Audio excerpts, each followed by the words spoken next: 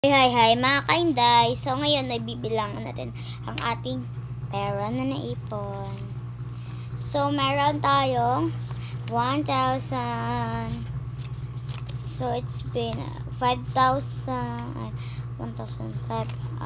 Let's see kung kaya natin maabot ng 2,000.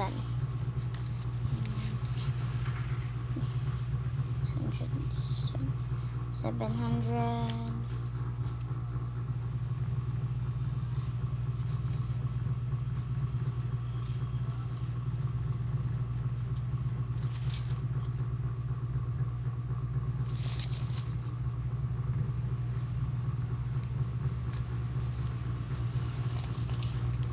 Wow! 1,790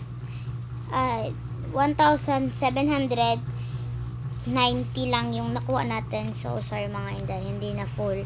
So next time na lang. Bye-bye.